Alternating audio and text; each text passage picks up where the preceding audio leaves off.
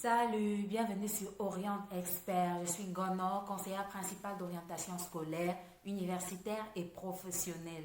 Selon l'arrêté conjoint du ministère de l'Enseignement de base et du ministère de l'Enseignement secondaire, du 16 juillet 2019, une interruption des cours se fera du 20 décembre 2019 au 6 janvier 2020. En d'autres termes, c'est déjà les fêtes de fin d'année. Alors dans cette vidéo, nous allons parler des 10 conseils pour éviter les pièges des fêtes de fin d'année. À tout de suite. Beaucoup parmi vous ont accumulé des cours, des chapitres en se disant « Ah, de toutes les façons, j'ai encore tout mon temps, j'ai encore 2 trimestres devant moi. » Mais vous êtes sans ignorer qu'après le mois de janvier, c'est très compliqué de se remettre au travail si on a traîné le pas dès le départ. Pourquoi? Parce que simplement, nous avons la semaine de la jeunesse en février, nous avons le 1er mai, nous avons la fête nationale le 20 mai, etc. Alors, le premier conseil, c'est rattrapez-vous. Rattrapez-vous pendant ces 2 semaines de congé. Rattrapez le travail non fait pendant ces 2 semaines de congé. Le deuxième conseil s'adresse à tous ceux qui lisaient déjà depuis tout ce temps. Il n'est pas question de jeter les cahiers aux oubliettes parce que nous sommes en fait, non.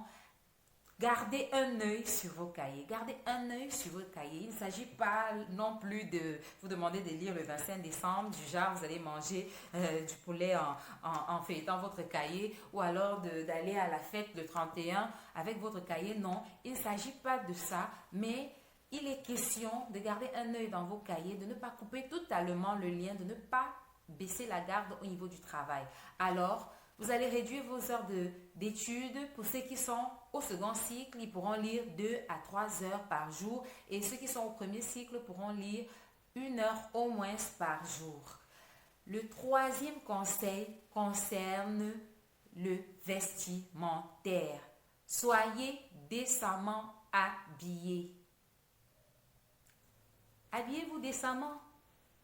C'est vrai que la plupart des lycées et collèges au Cameroun arborent des uniformes et que pendant les congés, c'est le moment pour les apprenants de se défouler, d'essayer chacun de sortir sa dernière tenue. Vous voyez un peu ce que je veux dire. Mais ce n'est pas une raison pour verser dans le vulgaire. Ce n'est pas quand tu vas mettre un matelot qui traverse le milieu des fesses, qui montre, qui expose toutes vos fesses, qui expose je ne sais trop quoi, que vous serez sexy. Ne versez pas dans la vulgarité. Ventre dehors, cuisse dehors, dos dehors, poitrine dehors, etc. Parce que ce sont les fêtes. Ce genre d'accoutrement ne pourra attirer vers vous que des voyous, que des violeurs, que des agresseurs, etc. Donc, habillez-vous décemment. Le quatrième conseil, qui est le corollaire du troisième et qui concerne toujours l'habillement, c'est de vous habiller en fonction du milieu que vous fréquentez. Habillez-vous en fonction du milieu fréquenté. Là, je vais insister sur les tenues, ces tenues-là comportent, parce qu'on n'a pas eu, peut-être c'est vrai avec la conjoncture que nous pouvons vivre dans nos pays, on n'a pas eu assez de moyens pour s'offrir plusieurs tenues. Alors, celle qu'on a bien voulu s'offrir, on est obligé de la abhorrer, de la mettre partout. Et du coup, on se retrouve avec des destroys à l'église, on se retrouve avec des matelots, des culottes mini à l'église, on se retrouve avec des vêtements qui décolletés à l'église. Habillez-vous en fonction du milieu. Tu ne peux pas aller à l'église avec les destroys, tu ne peux pas aller à l'église avec les matelots. Par contre, si tu te retrouves avec un maillot de bain à la plage, personne ne te demandera pourquoi tu es en maillot de bain. Ou alors en boîte de nuit avec une certaine tenue, personne ne te demandera pourquoi tu le fais. Alors habillez-vous de manière à ce qu'on ne se demande pas, mais est-ce que celle-là, elle est normale? Et cela s'adresse également aux garçons qui, de nos jours, mettent des culottes, je ne sais pas trop quoi, slim ou destroy, ou alors avec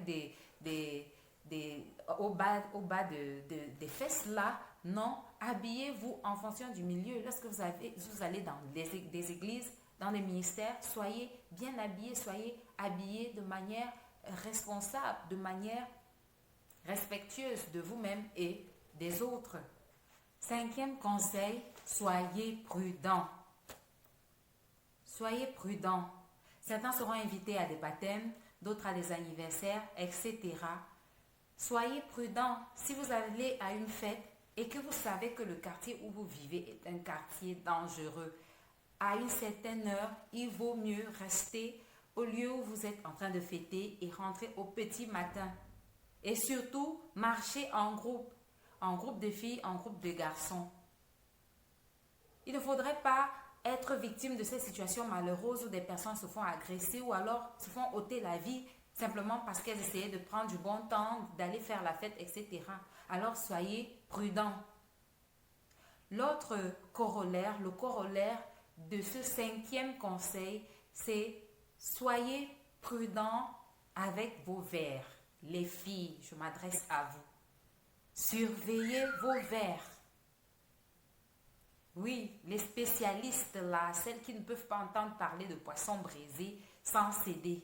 Celles qui ne peuvent pas entendre parler de poisson braisé et refuser l'invitation. Ou alors tu as fini de manger l'argent du gars d'autrui depuis des mois et oh, tu le tournes et puis le gars te vise, il te piège et puis une fois que tu as le regard détourné, il te met une drogue dans le verre et puis voilà, il te porte et il fait de toi tout ce qu'il veut. Il y a 2 ans environ, j'ai une élève qui a été victime de ce genre de situation et c'est vraiment, c'est terrible parce que tu peux te retrouver violée par plus d'un garçon. Alors les filles, surveillez vos verres. Ne perdez pas de vue vos verres, ne perdez pas de vue vos boissons.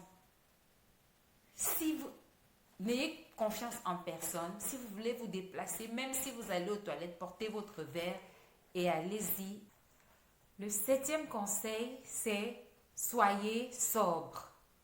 Soyez sobre. En toute chose, l'excès nuit. C'est pas parce que c'est la fin d'année que vous allez manger à en tomber malade. Je ne veux même pas parler d'alcool parce que déjà, on n'arrête pas de vous parler des méfaits, des drogues, des alcools, mais c'est toujours vous qui buvez encore plus que les adultes. Mais même quand vous y touchez, il ne faudrait pas boire au point de perdre la tête ou alors de se retrouver dans des caniveaux. Soyez sobre. Tu ne vas pas manger comme si on t'avait dit que tu mourrais le 5 janvier ou je ne sais pas trop quoi. Chez nous, on dit Wadi Anouayim, Wayanesi. Non, pas comme ça. Soyez sobre. Soyez sobre en toutes choses. Pour le 8e conseil, non, avant le 8e conseil, aidez vos parents. Pensez à aider vos parents. Aidez-les dans les tâches ménagères, puisque pendant l'année, pendant que vous avez cours, ce n'est pas toujours évident. Vous devez sortir tôt, vous devez rentrer tard, vous devez étudier vos leçons. Mais pendant ces 2 semaines, pensez à aider vos parents. Pensez à les soutenir dans les travaux ménagers. Mais pour le 8e conseil, attendez que j'aille porter mes lunettes parce que là, peut-être qu'avec mes lunettes, ça va entrer dans vos têtes. Vous allez bien intégrer le conseil. Attendez que j'aille chercher mes lunettes. Le 8e conseil, ne faites pas de folie, de pacte de résolution négative. Moi, 2020 ne doit pas me trouver vierge. Vraiment, il faut que je goûte un peu à l'affaire d'ici 2020, avant 2020. Pas ça. C'est comment?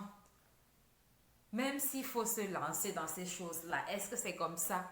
Tu ne connais même pas celui avec qui tu vas le faire. Tu ne sais même pas d'où il sort. Tu ne sais pas où il va.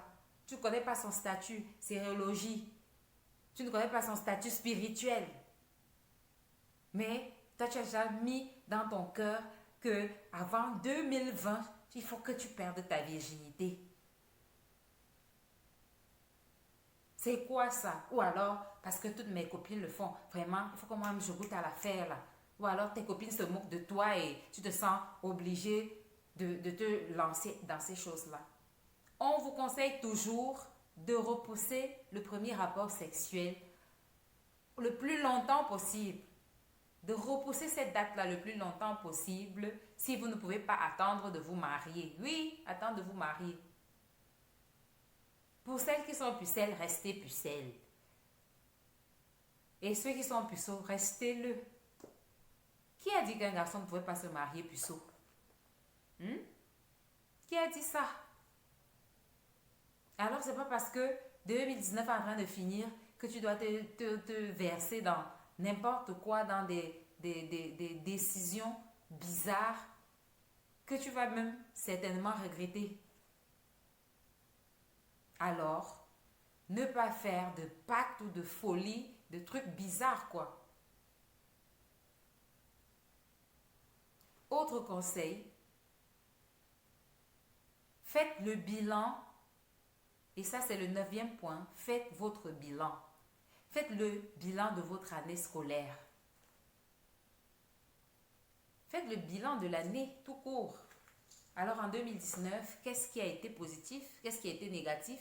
Quels sont les comportements que l'on me reproche, que ma famille me reproche, que mes amis me reprochent? Qu'est-ce que je peux corriger? Qu'est-ce que je peux améliorer? Voilà, faites un bilan. Sur le plan scolaire, quelles sont les matières où j'ai des difficultés? Quelles sont les matières où je dois redoubler d'efforts? Pourquoi je n'arrive pas à atteindre telle moyenne? Si j'identifie les raisons pour lesquelles je n'arrive pas à atteindre telle moyenne, il faudra que je mette les moyens en jeu pour remédier à ce problème. Il faudra que je fasse appel peut-être à un répétiteur pour remédier à ce problème. Voilà le 9e conseil. Il s'agit de faire son bilan de l'année 2019. Et le 10e conseil, c'est celui de faire des projets. De faire des projets pour la nouvelle année. Qu'est-ce que j'aimerais voir en 2020? Si j'aimerais obtenir mon probatoire ou mon bac, je dois mettre les chances de mon côté, travailler, faire tout ce qui est nécessaire pour y arriver. Faites des projets, n'avancez pas comme ça là, à vue, ne naviguez pas à vue. Si vous n'avez pas de projet, il n'est pas évident d'avancer, d'être motivé même pour vos études. Alors faites vos projets, projetez-vous. Qu'est-ce que je vais faire plus tard dans l'avenir et qu'est-ce que je veux pour mon année 2020? Si c'est la réussite, alors qu'est-ce qu'il faut pour réussir? Alors, nous avons terminé aujourd'hui avec cette vidéo. J'espère que ces 10 conseils vous seront utiles, non seulement à vous, élèves, étudiants, mais aussi à d'autres personnes. On ne sait jamais. Si vous avez eu certaines difficultés liées à ces 10 conseils-là pendant les périodes de fête, si vous avez vécu une histoire, une agression ou quelque chose de ce genre, parce que vous avez manqué de conseils pendant les périodes de fête, notez-le en bas en commentaire et n'oubliez pas, abonnez-vous, cliquez sur la cloche de notification pour recevoir des messages à chaque fois que je vais poster une vidéo, likez la vidéo et surtout partagez car l'orientation c'est l'affaire de tous. Bye bye.